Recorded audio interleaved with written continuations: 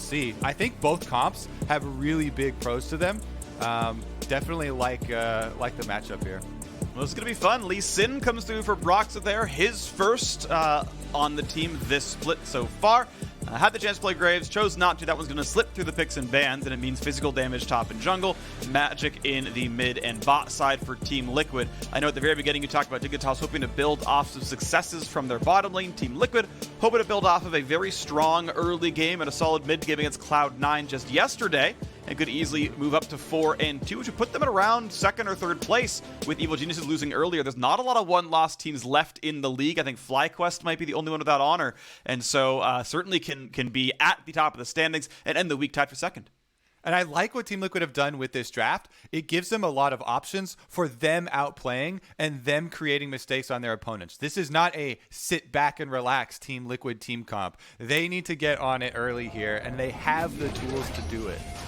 All right, we are on to the Rift. Let us go on to this game. It's going to be exciting one as Dignitas takes on Team Liquid. Unfortunate start here for Dig, but they're going to change the roster around. Lourlo steps into the top lane for Viper, and they're hoping that is going to be the little bit of extra that they need, as well as the fact that this comp is built around Johnsun and aphromoo in the bottom side, as Johnsun has been great, has that prize to Aphelios. Team Liquid go for an early invade, spotted out by very early wards coming down. TL known on this brush. The whole pathway start to collapse. Yep. They're going to see him the entire way in here. See if there's any sort of face check. Doesn't look like any danger, though, because they didn't go the deep route on the invade, and Team Liquid just make the quick pass through to drop off the ward here. The one big thing that they have to worry about is the Olaf. If not for the Olaf, Team Liquid will just run over this early game. They have so many options with Twisted Fate plus Lee Sin, providing crowd control for the Lee Sin to get in there for an effective gank. Jayce plus Lee Sin also can be super effective early. And of course, the Blitcrank on bottom side trying to counter pick into the Aphelios Thresh combo. So that's why I say Team Liquid, this is not their normal sit back and relax, we're going to scale up for later for team fights. They have drafted themselves so many options, so many tools to create action for the fans. Absolutely. All for the fans, Freak. All for the fans. Always the fans here. I really like tracking Olaf jungle pathing. We've got Akaadian doing pretty standard Gromp to, Gromp second, right? Throws the Q as he's finishing the blue buff to pull it over, save himself a little bit of time right there. Obviously, a lot of damage coming out of this Olaf. I want to track how fast he gets that level up, right? We had Blabber getting, I believe it was level 4 at under 3 minutes, pretty much getting halfway through Krugs by, before the 3-minute mark. So I got to see if Akaadian can make that one happen for himself. Olaf, obviously, incredibly fast early jungler, should always remain ahead of the opposing side in XP and gold as the top laner is fighting back and forth. Impact takes the trade at level 1 and gets some decent damage down with it. Yeah, the key, of course, as pretty much everybody is well aware of now with Olaf, is getting yourself intentionally extremely low off the blue and Gromp. Some people will use their W early, like as soon as they get to level 2, but you actually want to get as low as possible for the extra impact speed. Meanwhile, there's going to also be a top-down clear for Broxah on the Lee Sin. And he's not going for the super early influence there off of level 3. I think he's going to do more of a full clear. If you start to get behind in levels to Olaf, which can feel inevitable as Lee Sin because the clear is so fast, then it becomes really difficult to actually go make your offensive plays without 100% knowledge of where Olaf is. Because if you ever get counter-engaged, you get smashed in it. And Lee Sin really needs to prey off of those small openings. Level 4 at 305 for Akaadian, by the way, is the mark there. We're going to, obviously, Lee Sin, not as fast of a jungler, and in fact, kind of helping his team, as you can watch him helping TL on the bottom side, trying to fight for Scuttle, but it means there is a level lead for the jungler. Akaadian still 2 stacks of his potion. Broxah does not have that. With that XP lead, going to be like, yeah, I'm going to bully you out. My smite's better, my stats are higher. That is just mine no matter what. Gets the bottom Scuttle and has enough time if he needs to reset and go for the top-down clear yet again. Can easily do so. You can see the Gromp respawning. You can see that little yellow marker on the left-hand side of the map. Akaadian goes, we're going to go top side first, maybe get that Scuttle, maybe poke Jensen. Will they flash the wall for it? They got some reveals. They're not going to burn any more, but realistically, if you wanted to flash follow, that's going to at least force the flash to Jensen. Again, will get top scuttle no problem, and then can go for a Gromp in the top down clear again. Yeah, that little skirmish there on bottom river is exactly why I recommend the more full clear for Lee Sin and not wasting some time trying to steal away and sneak away a Scuttle Crab away from Olaf. Because he clears so much faster, he's always going to have his level 4 advantage over you unless you have a really powerful lead in mid and bottom for both of them to collapse. To basically win the crab for you, you're not going to be able to fight them off it. And Team Liquid make an attempt at it. Broxah went to blue and then sometimes trying to defend against the crab, only to be chased off. Because this early, you don't have that extra priority from either of your lanes. And so it means the Gromp has never been slain. That is one camp that Broxah just does not have. That by comparison, Akaadian has already cleared the sort of equal member on the other side of the map. So that is a golden XP difference. Recall comes in just below 5 minutes in. Says, yep, I've got long swords. I've got an upgraded smite. I'm ready to fight for bottom jungle and this first Drake. We'll see if that one comes down. Akaadian on the early pressure jungler, certainly doing well 3 camps ahead. Chucking in on Lourlo, right? Him versus Impact. Top lane is going, I think, just fine when you're the Ornn against the Jayce. You take a small CS deficit early game, but honestly holding up pretty well. And honestly, with the extra minions in front of his tower, he might be able to last hit those and catch right back up. I judge it a lot by the health of your turret. But here we go.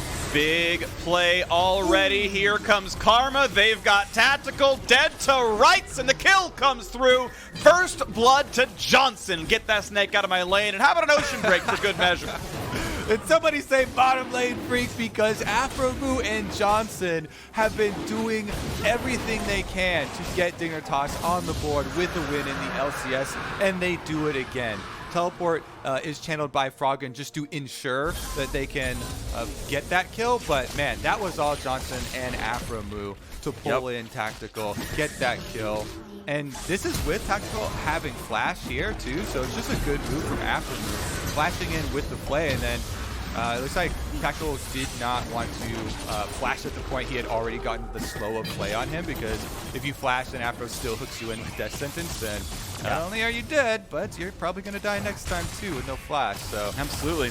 Purple gun was up there for Aphelios as well, so we had the follow-up route. Like, realistically, there was just too much crowd control to deal with, and it was a nice flash play exhaust. Guaranteed it.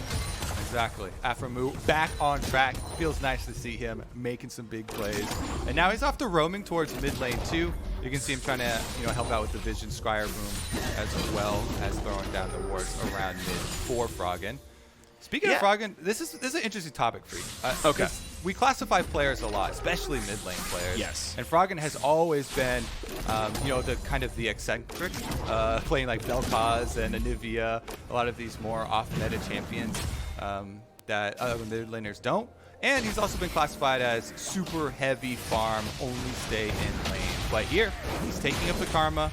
He looks like he's going to be building for the team as well, and building for Akaadian. And I like this new look. He uses his first teleport early down bottom side, just to ensure that his bottom lane definitely gets the kill. And he's playing a lot more for the team. Yeah, I would say I would generally agree with your sort of Froggen classification. I think always, though, he has been one who plays meta champions. I remember one of the first conversations I had with him when he came to North America to play in the LCS. He said, hey, what do you want to... I want you to guess my highest win rate champion in pro play. And that was Zed. Nope, it was Zed. He was 3-0 or something like that on Zed. Back in 2014, playing on Alliance, well, it was 2014. It was the Assassin meta, and he was on an EU LCS winning team with Alliance. And so, lo and behold, nice try. He got it. Yes, he did. He hooked the red buff. Good job, aphromoo. But you see the anger in Broxah's eyes. Yeah, too, of course. He knows there's nothing he can do about it, but he's just like walking after him. Yeah.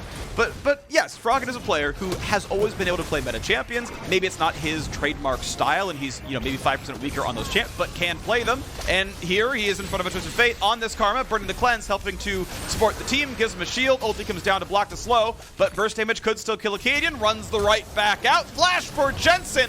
Back into the brush. Shields on again. Knock him for Lourlo. Knock him again for Lourlo. Massive damage, but not enough to kill Jensen. The kick is there. Froggen, one hit from dead. Lourlo picks up the kill. Shock Blast, Rimfact turns one around. CoreJJ tries to hook for good measure, but either way, it's Team Liquid winning the fight 2-1. I like the action here. Nice attempt at getting in the history lesson, but Team Liquid aren't going to have any of it. That's 2 kills onto the Jayce here for Impact. It looks like he's actually going to go the Muramana build as well. So he's got the early tier in addition to his lethality. This extra money is going to get him much quicker to the completion of the item. So then you can start stacking it and get your transformation. I gotta say, that team fight was fought well by Lourlo, but fought better by Team Liquid, who just kind of brought everyone down. They had the damage. Rift Herald, again, was claimed. Yes, that gold can come back in. Looking at the stock of this game right now, Hook was close, but I believe the recall came through just in time. Aphromoo was safe. And we're going to see, 300-400 gold picked up off that Herald. A very close game right now, and should swing right back to Dignitas with the Herald summon. Yeah, I mean, did like the double knockup bounce house there from Lourlo, timing it well with his ult and charge. Tactical, let's see if he can actually get this turret plate. Should be able to, but Aphromoo's got mobility boots. He's not making a beeline down towards bottom lane though, so he should be able to pick it up just fine. You see the defensive vision. All right, no major problems now. Akaadian and Aph, we're going to walk right back into the mid lane, hoping to find something to do. Keep in mind, Jensen does not have any summoners up. They should have been able to track that without much issue. They Sweeper spots the ward, so they're like, okay, into the brush I go. Let me auto that 4 times. No big deal. Akaadian gonna again farm the jungle. Despite the fact that Broxah picked up a couple assists, it is still Akaadian heavily up in farm, has the finished jungle enchant already, whereas Broxah is still waiting for the combined cost. We'll see if that turns into something more as well, because there's a whole bunch of attack damage. I think it's something like 40 AD for completing the jungle enchant, so big deal there. And once again, there's a potential fight. Axe does not quite land, and according to Jay, the flash hook! Oh, he caught him! In goes Aphromoo, plays him, and Core is flashless. What a lasso! Akaadian grabs the kill. Are you kidding me? Aphromoo's at it again. They're not going to be able to get out, though. Broxah's on the case. Big damage, bigger heal, though, as the Fiend's Unholy Grail keeps the jungler alive. That's a double root possible. Re-engage, though, for Tactical. What are they going to find? Absolutely nothing so far from Lourlo. Does nothing in the fight. Aphro pops the stopwatch, but he's going to be left for dead, and they're going to kill him off right there. Dignitas going to be forced to run away. The fight reasonably close. Long-term 2 for 2, but again, good collapse by Team Liquid to pick off those extra champions. Yeah, definitely a mistiming there on the ultimate. Lourlo thought that Jensen's stopwatch was going to end earlier than that, and he shoots the second activation of the Ornn ultimate at him instead of at Broxah or somebody else on Team Liquid. In the end, these are so scrappy that the gold is still extremely close. There's a big difference of who gets to get back out to the lanes quicker to push in the minion wave and get their reset first. So slight advantage this time around for Team Liquid with them chasing down the extra one. Alrighty, wave gets pushed in, not going to greed for a plate yet again. Team Liquid looking to push around to the top side of the map as, well, I should say above the bottom lane, because his Drake is alive, ready to be fought right there. Cloud Drake does not have much of a contest. Maybe Afro can go for a blind hook steal, but realistically, not going to come through. He's been on fire this game. I know. He literally on fire, got the red buff. There's, you can see the Herald summon, but now the re-engage on the mid lane. Froggen going to pop down the root, going to get hooked right in though, and he's running out of health fast. Broxah grabs the kill. 3 plates drop in the mid lane. Is some money over to Dignitas, but still a great fight and a great pickoff for Team Liquid. Yeah, Team Liquid have come alive here. Now they're split dragons, taking that one and stopping the stacking from Dig. Pretty huge. Because they left bottom lane unawares, though, Johnsun is cashing in on top of it. Remember, he was the one with the last hits on those kills. So if you let too much money get ahead for this Aphelios, Infinity Edge coming in pretty quickly for him here. This has been one of Johnsun's best champions ever since he's been in the LCS. And with Aphromoo playing well and a Karma on the team, they've got a lot of options as far as how to play out the later stages. But they just have not put everything all in on this early game, just because they have a few of them. And hey, gotta point out, it's Johnson's first time getting to play Aphelios so far this split. They've banned it a few times, they've taken away from them in others, but this time around, gets to play the champ and is doing very well. You saw how fast his turret plates fell. As you mentioned, he got the last hits that allowed him the pickaxe money or the Berserker Freeze upgrade money, which is a really big DPS increase, and I think gave him the time he needed to kill that second plate off. There we go, though. Froggen, all right, he's fine. Gets that one up. I like that he shielded, by the way. The shield was smart, right? It prevented the recall from being stopped. That was a good play out of Froggen right there. That was good. I like that you recognize what I'm about to say. Yeah. I was like, Kobe, we for sure saw this. That was smart. That was smart. All right, look for the twisted plate play now, because that's a. It's actually just going to be a ward clear here. Blue buff big play, Kobe. For a Broxah. Honestly, though, this topside pressure, Impact should be able to continue to wear away on Lourlo. I know he has finally built up the Bramble Vest, but continuing to stack up his Muramana, or getting close to the Muramana transform here for Impact, the Shock Blasts are going to come through very, very quickly. Yes, they are. Is going towards lethality, as you mentioned. It was, ooh, that is a great hook. The Lantern is not going to be picked up with the miasma, and that means a shutdown comes through for Tactical. Nice hook by CoreJJ, and suddenly Afro, he's in danger. It's a 1v3, has to walk away from the turret. Nice ward there from CoreJJ, right on top of the ward after getting the pull. As much as we're talking up Aphelios for Johnsun, he does have weaknesses. He does. Pull from the brush there from CoreJJ. Not going to let aphromoo have all of the glory. And we remain with Team Liquid pressure here. Now they're really starting to gain more territory. If they can finish off that bottom turret, and Impact, like I was talking about on this Jayce, fully takes control of topside, that will be 2 outer turrets going down in quick succession for Team Liquid. Trying to push ahead on their power curve here. They didn't want to sneak away the Rift Herald off of their reset, and since they've got everybody in the area, they should be able to grab it. Shouldn't be too bad. We know mid-turret already lost the first 3,000 health that it had because of the earlier Herald summon that did donate some gold to Froggen as a result. Second Herald, no problem at all, and that means they can either finish mid or likely finish bot lane, because that one got chunked down by Johnsun as well. Speaking of him, they've moved the 80 carry to the top side of the map. The turret will actually stay alive. TL don't quite claim that money just yet, although pretty soon someone can knock that one down with 2 auto attacks, but it means the big duo lane's up there. We'll see if they can knock down a turret with this pressure. Now, Team Liquid have to play the mid stage of this game a little bit differently because they don't have the BP frontline. So, again, it is going to be them trying to 1-3-1 with the Twisted Fate with Jensen. This is something that we haven't seen a lot from Team Liquid, why I was kind of so excited in Champ Select, and this is the stage of the game where you have to utilize those tools. Splitting the map with your 2 outer turrets on both sides down, looking for the picks with your Lee Sin and Blitcrank that are backed up by Jensen's Twisted Fate ultimate. So we'll see if they can actually create that pressure, because they've made the choice to keep their Twisted Fate mid, looking for those picks with his ultimate on both sides, rather than having him be one of the split pushers.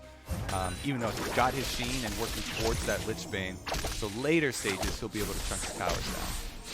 So I think what's interesting about how this game is going is, again, kind of compositionally, right, is how do you play a game against tanks when you have no crit marksman, right? Cassiopeia is certainly much higher DPS mage than, say, a Syndra or a tank Fiddlestick, so I feel like there is damage to the comp, and most specifically, the fact that Lourlo had to itemize a bunch of armor to land against Impact. He has no bonus MR at all against a Cassiopeia, who has a kill, who has some solo turret gold, and quite a lot of farm. So the ability to kill frontline absolutely exists in the TL lineup. Mid lane turret goes down, and now they're going to start playing around this Infernal Drake as it spawns right now.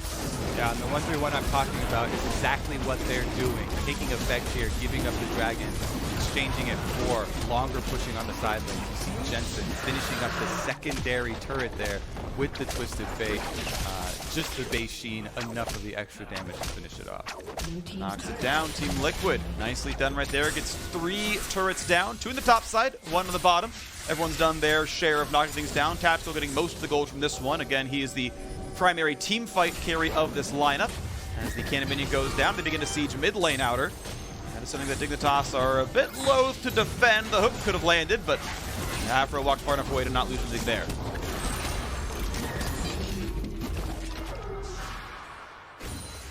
Just going to be a reset here for Team Liquid. Don't have any reason to keep up or to get the full reset, though. You can see the deeper vision being set by CoreJJ for the plan I was talking about, where they're looking for these extra picks. All going according to plan here, and it's really, it really makes me happy to see the diversification in strategies, because there's been this dichotomy that has emerged in the LCS. Some of the teams that have reverted to just the front to back, slower scaling 5-on-5 team comp. A lot of the other ones that have been kind of chasing Cloud9 at the top, looking for the ways to pressure and push ahead and force mistakes off your opponents. Yeah. So like to see some of the new looks here. Froggen on wards, trying to take away something that's in his own jungle, but technically should be his. Nice smite by Broxah takes away the blue buffs. That's revenge for aphromoo. This time I will get the buff steal. He has been in the face of Dignitas. You mentioned it. The idea of playing a more aggressive team, a more aggressive style, and trying to force mistakes out there. Now we got to fight around here as Impact is doing battle with the opposing jungler. Akaadian wants to chase down, flashes for the E, needs to throw a Q. Redemption is not quite going to land, and Jensen's here. This might be all too much. Akaadian could not land the last axe, and it's going to be the last laugh going to Team Liquid. Man, you feel so bad seeing that too, and you're like, all right, the last axe, it has to land. No, it does not land. Redemption comes in, and all of Team Liquid are there. Ends up being an overchase by Akaadian. As close as you get. If it's not going to be the last another one there, then it doesn't matter, and it gives away so much extra pressure to Team Liquid. Last outer turret falls here, and they really get to close the loop. We're approaching the Baron spawn. They can just keep up their 1-3-1. I would probably rotate Jensen down to the bottom side, try and freshen the turret furthest away from the Baron. Impact does have teleport up as well, though, so he could do it equally as well. He did have to use his flash in the skirmish there with Akaadian, which is why I kind of wanted to opt for Jensen, since he has double summoners available, and it's a little bit safer for him to do. Alrighty, so looking at this game, 5,000 gold lead 20 minutes in. Team Liquid have somewhat quietly gotten super far ahead in this one. You're seeing that they are up 3 turrets, they are up 3 kills. Despite losing the Heralds, they don't seem to care. They've gotten the turrets their own way. The only turret that they have gotten has been off of 2 successive Herald slams. They haven't gotten much else into this game. They've never really had lane pressure. You've been seeing Tactical and CoreJJ mostly pushing. Impact very obviously in his matchup, entirely pushing. And even though Broxah, sure, was behind in farm against an Olaf, that is the expected result of that matchup, is absolutely comfortable to push in the opposing jungle, look for camps to steal, and keep Dignitas on their toes. I mean, that's what having a Twisted Fate teleporting in on top of you will do for you. Yeah. Just builds up the confidence of junglers. You can puff up your chest, go for your invades. CoreJJ as well has done a really good job. You saw the pull from the crush on bottom side. Aphromoo is going to get a snag, but it is going to be a quick Silver Sash activation. CoreJJ right back out. Yeah, it's going to feel really good. He's able to play really sort of comfortably aggressive. I do like the build path there. Gets the item up pretty early on. It's okay. If there's a hook, anything, pop QSS, press W, run backwards. We're good. Okay, no follow through. Cool. Back to killing the wards. Good stuff there. It's just junk farm here for Dignitas. The only real carry in teamfights is Johnsun. His farm is actually falling down a bit. It's 183. I don't know if that's he's dropping CS out of nowhere or if he's not being donated to the waves, but probably shouldn't be having less farm than his solo lane as when his comp is built around an Aphelios. Again, I'd have to watch the game again to see exactly why he's got 20 less than either other lane, but that probably shouldn't be the case with a comp like this. Yeah, and Team Liquid are going to set up another one. That is a flash hook on aphromoo down to half HP, able to disengage, but takes a lot of damage. Ulti comes across doing a bit, but not a ton. Johnsun still has his own abilities. Throw things out. Almost the shot out there from Impact. Dragon number 4 about to spawn. Team Liquid with complete control of this one. We're not going to see Soul anytime soon, but without Baron being killed anytime soon either, you might as well grab the Drakes. Here they come.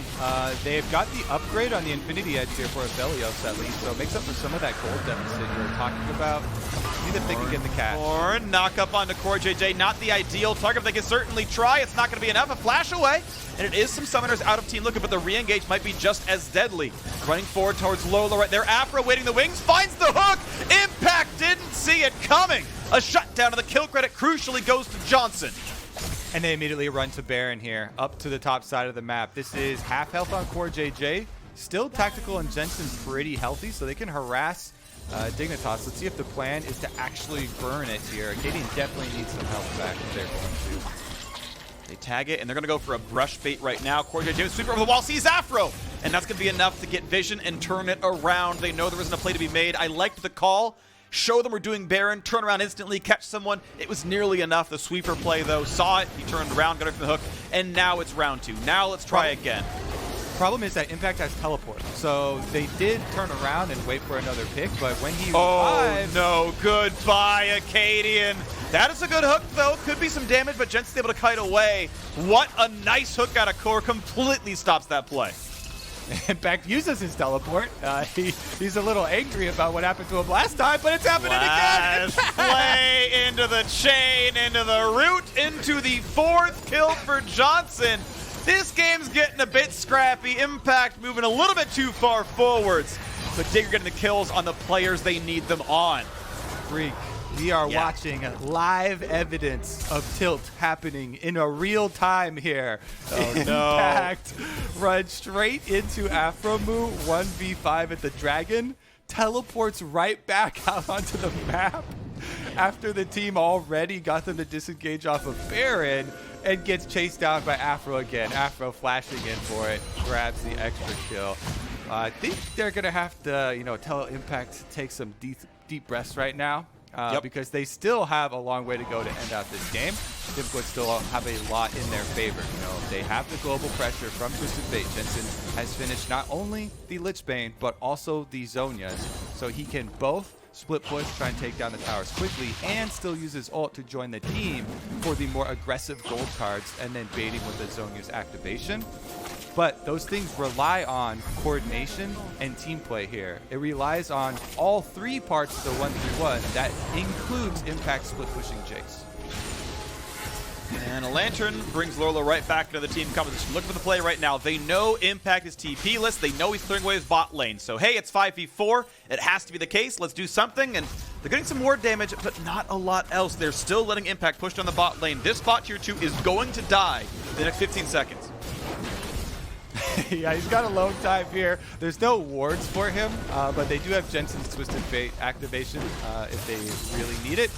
Impact successfully is able to handle the PvE situation and puts on a control ward for himself. They brought Lourlo up. They got to kill a couple of wards. The price for that was their entire bot lane tier 2 turret. And maybe they turn that into more Baron control soon. Because it's mostly Fog of War, Team Liquid can't easily walk in, but they don't seem too distressed about it. Lourlo can obviously lane to the bottom side. He has his own teleport. Does also have a level lead over Impact. 15 to 14 up there. That means he can upgrade a second item. The Black Cleaver could be upgraded there for Akaadian. Maybe we'll see that at some point. Has to be near him, of course, to do it. Right now, it's not going to happen. He's stuck in the bottom lane. But we'll see. Mid lane cleared, no problem. Jensen with the blue buff can just shove down waves forever. Regroup the Tactical and CoreJJ. They knock down some wards. The Scuttle can't be despawned for the next 40 seconds or so. So the Vision's going to be fine for Dignitas for a while, but you can see most of the wards going away. Yep, that's what the wards do when they time out. Looks like we're going to have a press forward for Froggen. He is not building the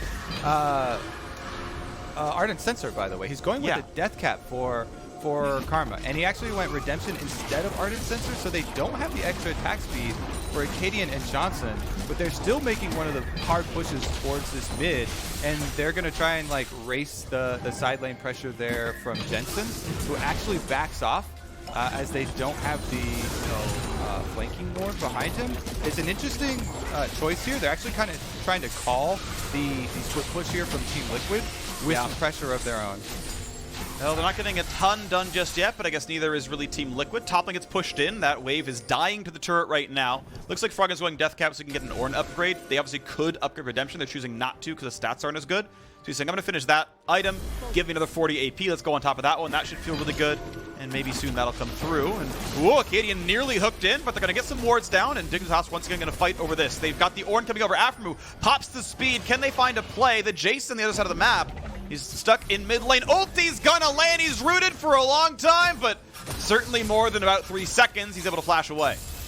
Definitely getting a little dicey. Yeah, your exclamations I think are felt by a lot of the viewers, a lot of the Team Liquid fans. As Impact cutting it close once again, has to burn the flash, and probably that means the Dragon. Johnsun should be able to finish it up. Red gun here, plenty of healing as well. So another objective for Dignitas. Now, if we're looking at Dignitas's punch back through this game, it still does hinge a lot on finding multiple members with an Ornn ultimate. And hook hook on to the ult, and that's going to be, yeah, that's the tank. That's not the easiest target. Ornn's going to be pretty durable there. It does mean Top Scuttle goes back over to Team Liquid, so they get Baron control for now. The obviously untested Infernal Drake means Dignitas get to stack even more stats. It's more raw AD on Johnsun, more raw AP on Froggen. Those are good numbers to have Infernal Drakes on. Bit of poke there from Akaadian. Wants to get rid of the wards, but doesn't also want to be hooked in. They're going to fight over the wards. Yep. Back down goes Impact. TP up this time, pushing in the bottom side.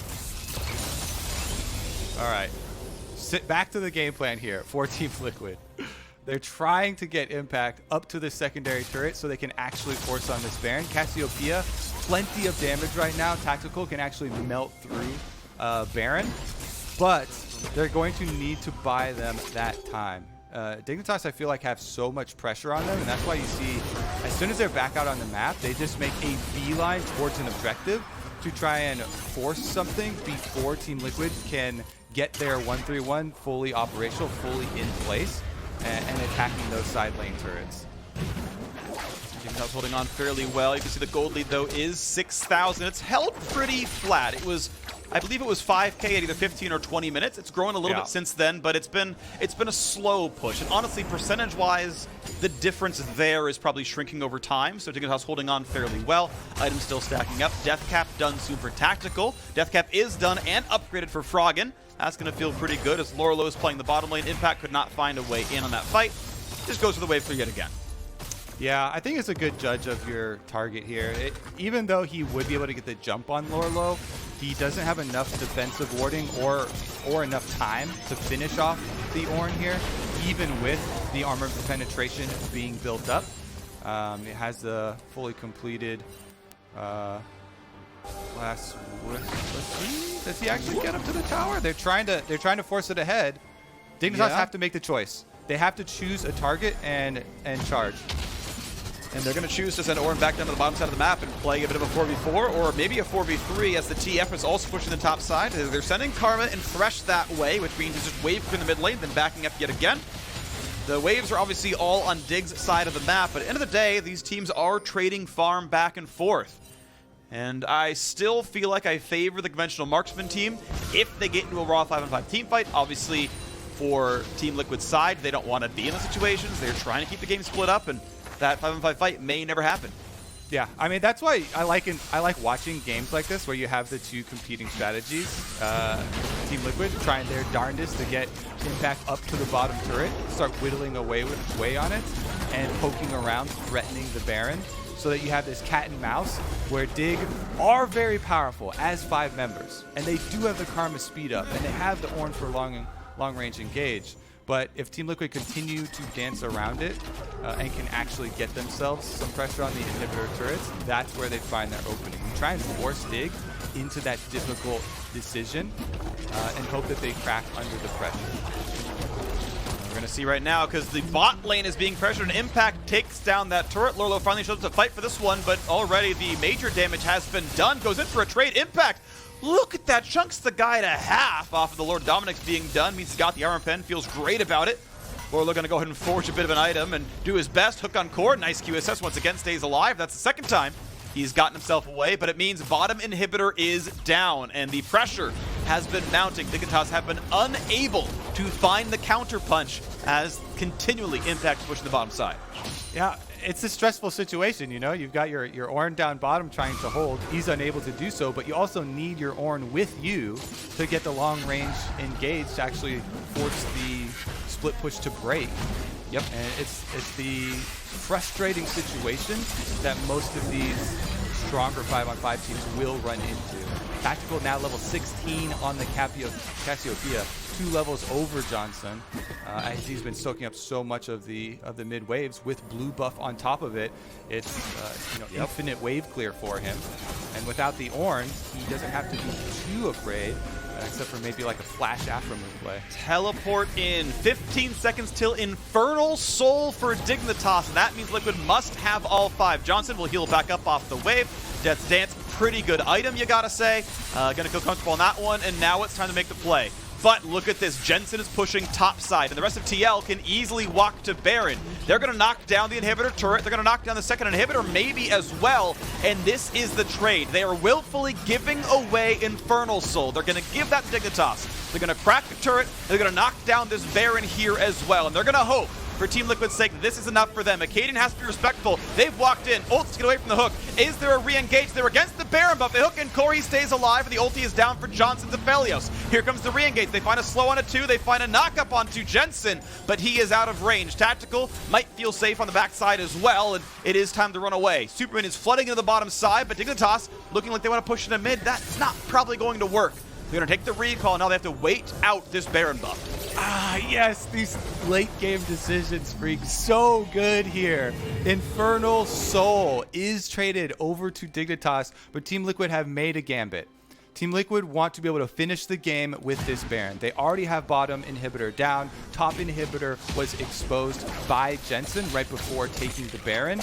A lot of this hinges on the next 2 minutes.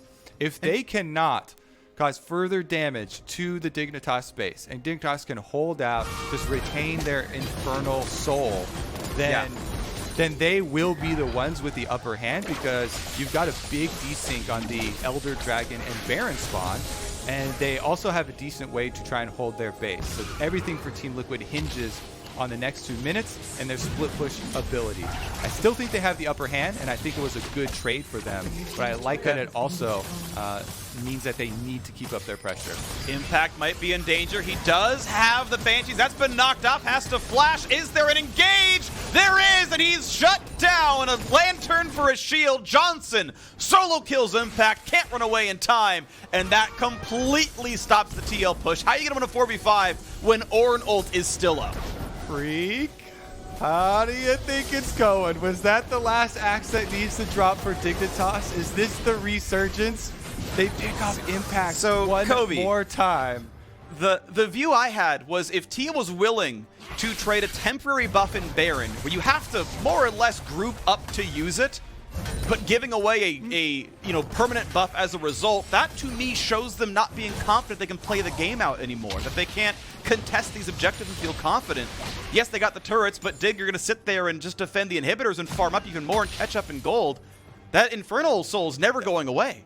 Yeah, that's why I was putting emphasis on the next 2 minutes. Yeah. And that death is critical. Broxah now going to be in a little bit of a pincer. He's alone. He ward hops, gets slowed, though. Has to maybe burn the flash to live. Here come the ultis, and there is the flash. Axe not going to land. The horn not either. Broxah's going to feel pretty comfortable now. CoreJJ might find a re-engage Tia from the top. This could be the play that Team Liquid needs. They're going to have the flash out from Akaadian. He's going to stick around, but that is maybe a dead Lourlo. He's going to jump backwards, get knocked up, get stunned up. Going to take a lot of damage. Impact cannot TV back in, but he's running over. Here comes the re-engage. Can they find the hook? Can they find the flay? Can they find the kill into Jensen? Right now, no. They're going to kite backwards. They're going to wait and find the team. Aphelios not around just yet. And almost the Jayce now here as well. 5-on-5 without engage tools for Dignitas.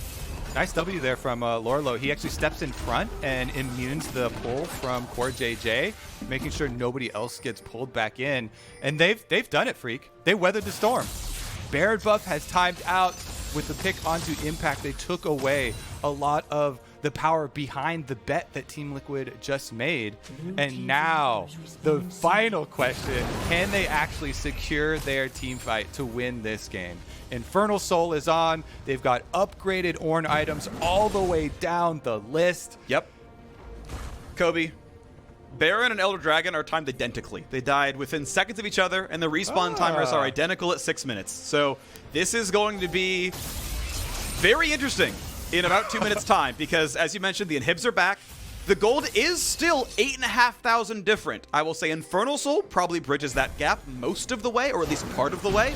And compositionally, even with the gold deficit, I would say Dig wins a 5-on-5. Now, we already saw Tio can very clearly trade 1-for-1. They might have the choice of which one they trade for. They might not. We'll have to see how it plays out. But they still have the wave control. They're still the ones pushing. There's some big factors here, too. Stopwatches like the Zhonya's or the one Broxah's holding and Guardian Angels can be really big game-changing events to play around, even in the team that doesn't have, the tanks, that doesn't have the stronger 5-on-5. Those big plays are what you look for and what, give you fame in these late game scenarios where they're trying to play the push and pull of the 1-3-1. And a lot of the advantage of the 1-3-1 team is forcing the pressure onto the slower moving squad that needs to get their synergy, moving up and picking people off together.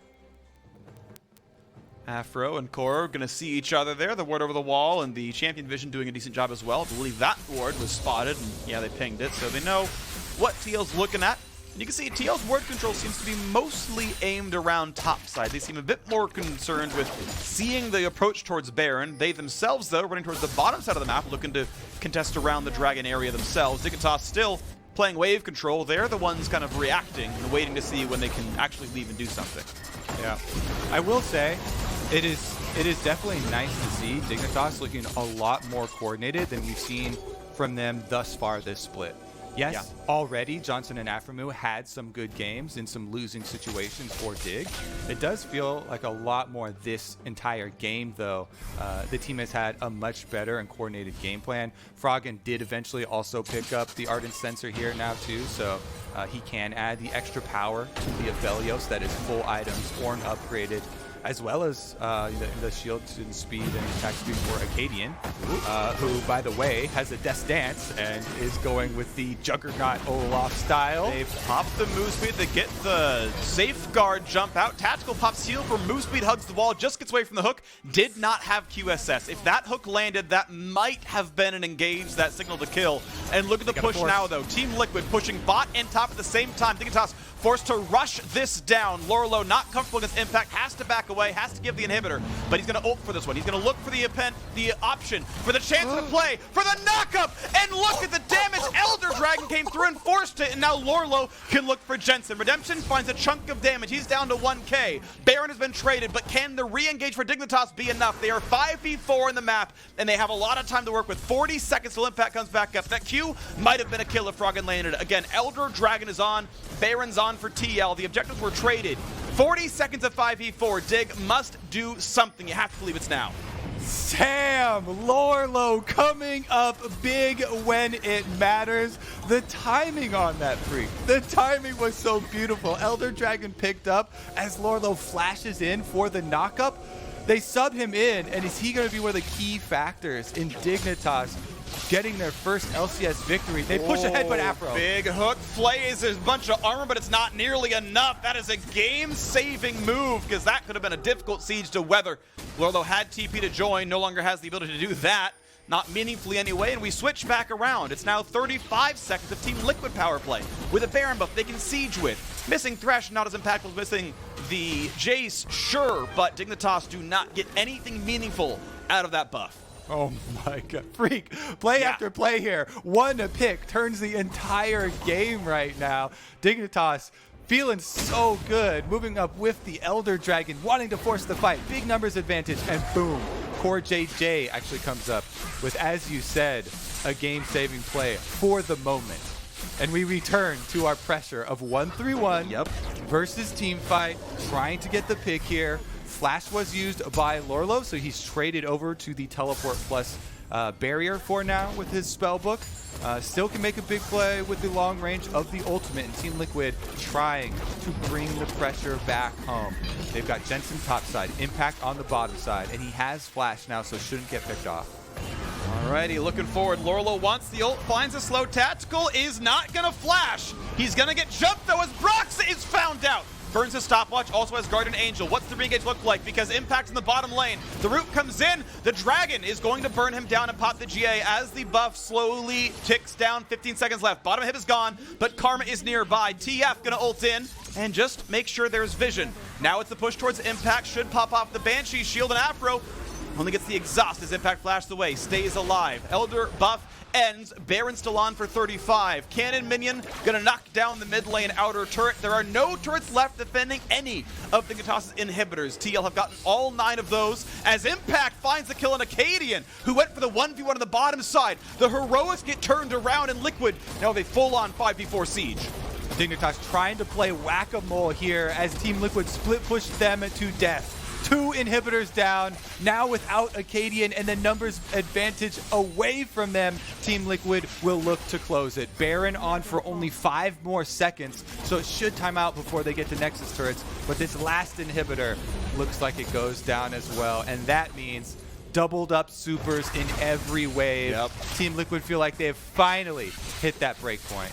These are the things you want to have happen. Keep in mind, gold and XP income means almost nothing anymore. Level 18 for all 3 farm lanes for Dignitas. Maxed items for most of them as well. Only Lourlo has a bit more to buy. I guess I'd just say Froggen does as well. They finally have put all the farm on Johnsun. He is done scaling. Karma can gain a bit. The ult comes in without Akaadian alive. They go for the hook. They might have found the support kill. And it's going to be Tactical dropping down. A great follow for aphromoo. The Cassiopeia is gone, and it's time to re-engage. Akaadian is on the map again, and I can't believe they found the engage 4v5 in their own base. They find the kill on Tactical. The bot laner is dead. You better believe it, we're going to overtime, baby. It might be another Elder Dragon Baron synced up spawn. Just game of extreme excitement here. 2 minutes away for the epic objectives to arrive once again. Dignitas bought themselves some time on the respawn. Still 30 seconds left on Tactical. That will give them time to push out some of these double super waves. They will still have to deal with a lot of extra pressure because the supers will still be causing problems when the epic objectives arrive. Yep. And Team Liquid still have an overwhelming advantage because of that. But there is a chance. There is a chance. There is a chance. I'm not sure they can defend inhibitors down plus Baron plus Elder. I don't know how they fight for one of them. Keep in mind that these waves, as you're mentioning, are going to keep pushing in. TF will ult in. Impact can TP to a minion or a teleport if they can find one. And that might end the game when Dignitas tries to contest one of these objectives. That's happening in about 1 minute's time. These waves continually push by themselves. Dignitas have to extend a little bit to contest them and try to get their own farm. Finally, Akaadian and Froggen being allowed some of this farm. Full build done for Lourlo as the Warmogs comes in, can stay up on the map as long as he wants. Jungler getting there as well on both sides. Akaadian room for a stopwatch and a control ward. For Broxah, just the wards right now. All right. Team Liquid, I don't think they actually need to be fishing right now. So I think they can take it very easily and just wait at the epic objectives for Dignitas to come through their vision. #1 goal for TL right now should be to put up all of their vision through the jungle so that when Elder comes up, they can see every move and they can make their pick then, allowing CoreJJ an easy pull. Because Johnsun, like they have to charge, right? This is the most difficult situation in League of Legends when you have no inhibitors up. You're the team, you do have hard engage, but you don't have the mobility. Jensen can easily just teleport into the base with Twisted Fate in any game with impact. Trinket used, they know Dragon's being started, and they are not willing to fight for it. They're going to push some members into the mid lane and clear out the wave, but you can see Top is being pushed in by Impact. He's on to the Nexus turrets right now. Someone needs to show up. Why are you clearing minions in mid when they're ready to kill your base right now? Team Liquid instantly take the win over Dignitas.